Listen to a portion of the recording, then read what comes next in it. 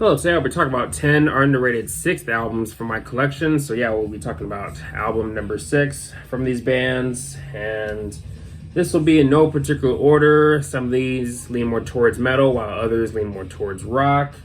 But the first album we'll be talking about is from one of my personal favorite bands, Aerosmith, Night in the Ruts.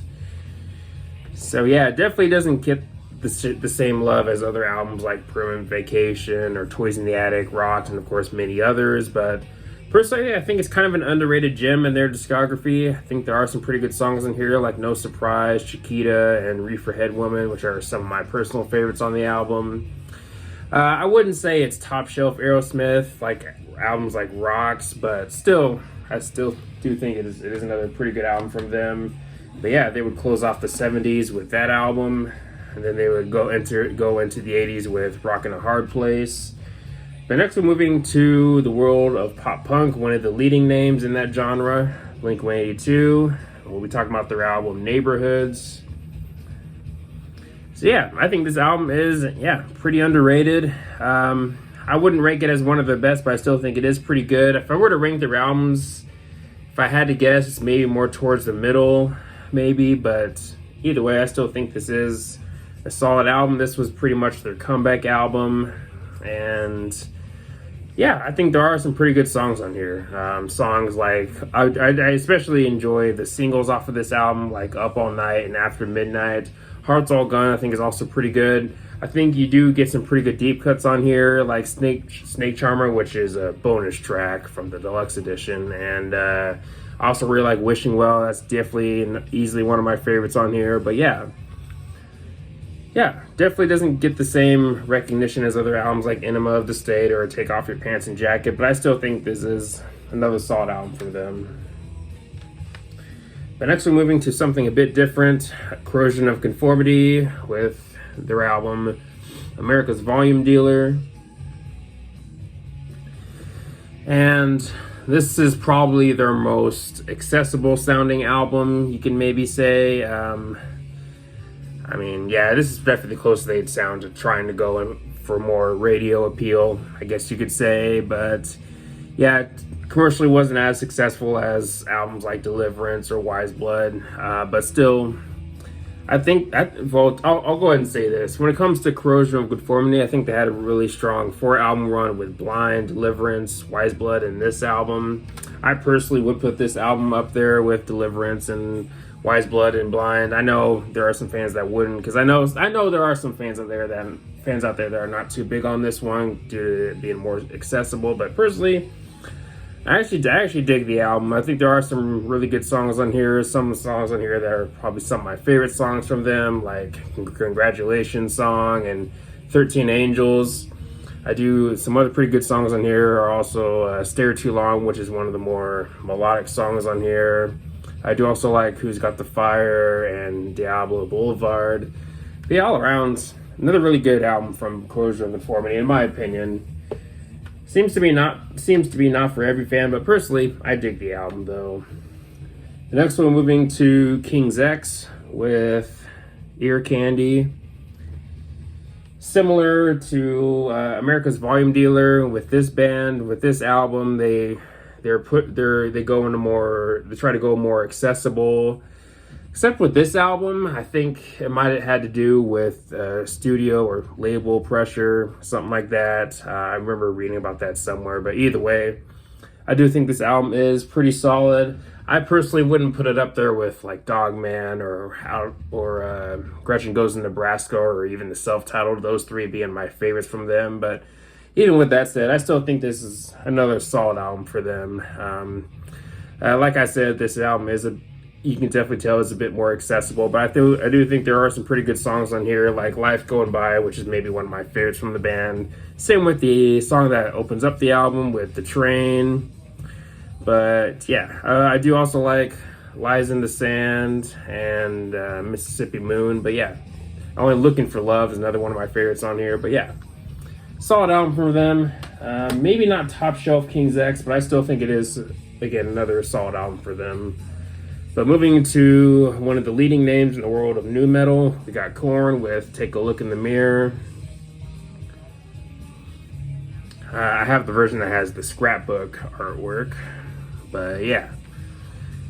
With this album, they go a bit heavier, and yeah, personally, I dig the album. I know a lot of people would put this album towards the bottom when it comes to ranking the Korn albums, or at least it would be somewhere in the bottom half. But personally, I dig the album. I mean, of course, nothing's ever going to beat those first 4 albums for them. Of course, self-titled, Life is Peachy, Follow the Leader, and Issues. Those albums will probably always be my favorites from them, or their best, however you want to put it. But I think this album's also pretty good. Some of my favorites on here being Right Now. That song is definitely a banger. We also have Did My Time, which I think is maybe one of their best singles. I do also like Y'all Want a Single. That's the song that definitely never gets old. When you move towards some of the deeper cuts, I like Break Some Off. That song is another solid banger for them. I also like Counting on Me. That's another one of my favorites on here. Everything I've Known, which is one of the fan favorites off the album. That's another highlight on the album, I'd say.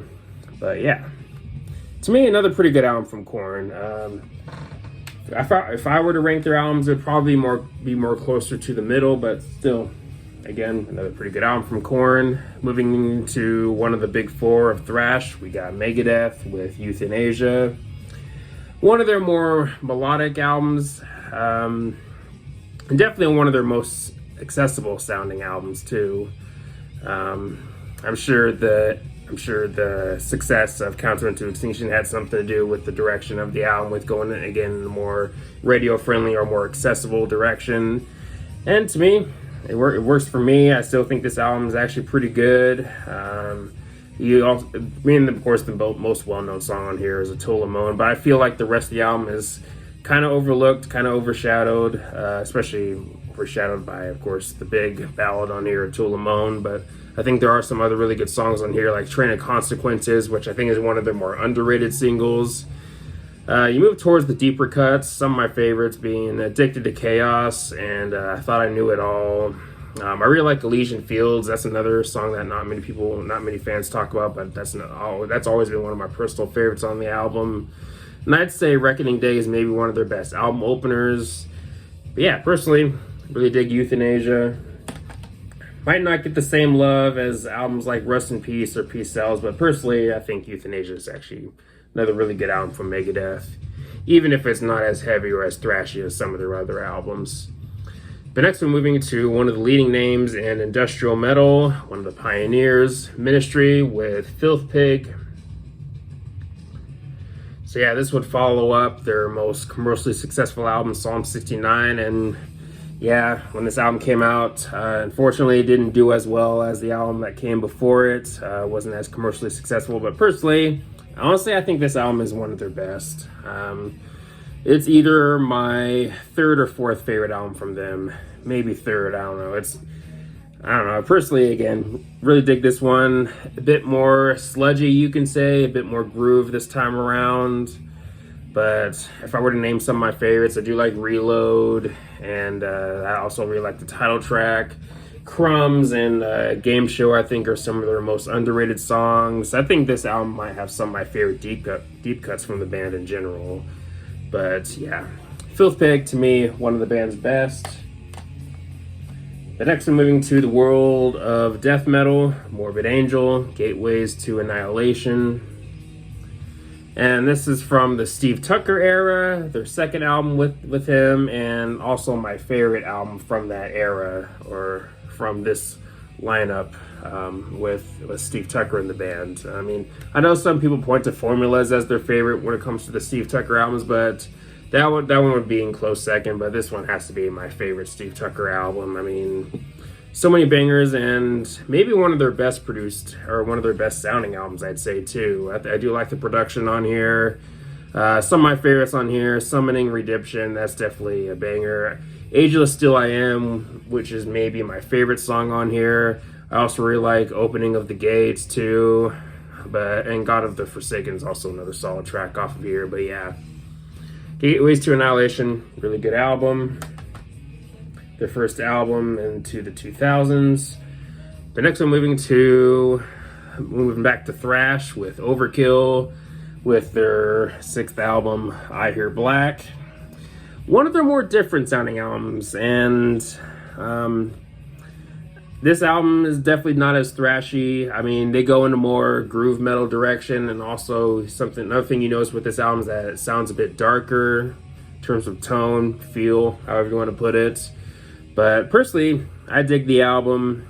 Maybe not top shelf Overkill or S tier Overkill, but still, if I were to rank their albums, this would be probably in the top half, I'd say.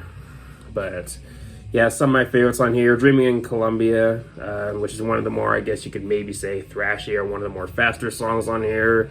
I do like the title track. I think you get some good groove in that song. World of Hurt, I think, is another one of my favorites on the album too. And you get to maybe what is maybe the most well-known song off of here, Spiritual Void. I definitely dig the groove of that one. Rhythmically, I like what they're doing in that song. Feed My Head's another underrated deep cut off of this album, in my opinion.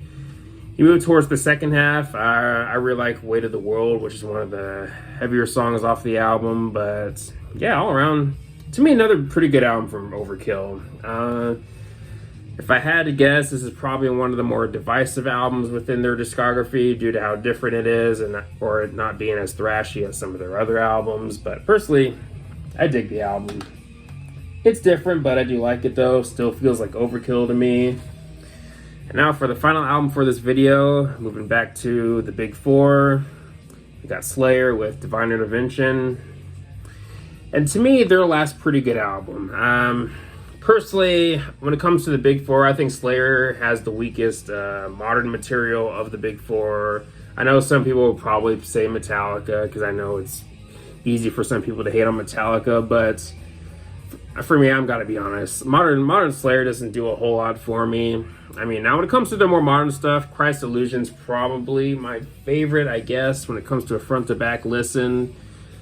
But again, to me, I think Divine Intervention was their last pretty good album. But yeah, with this album, yeah, you can definitely tell with the mix, the production, definitely a step down from the albums that came before it, especially an album like Seasons in the Abyss, that album being my favorite Slayer album. But yeah, I do think this album is pretty good though. Some of my favorites being Killing Fields, Fictional Reality, Ditto Head, which is definitely a banger, pretty thrashy one too. Serenity and Murder and 213 are also pretty good too. But yeah, maybe not up there with Rain and Blood or Seasons in the Abyss or even Hell Awaits, but still pretty good album, I'd say, from Slayer. But yeah, those are 10 underrated 6 albums from my collection. Let me know your thoughts on these albums in the comment section below and all the good stuff. But anyways, thanks for watching. Please leave a comment and a like, subscribe. Have a nice day and take care.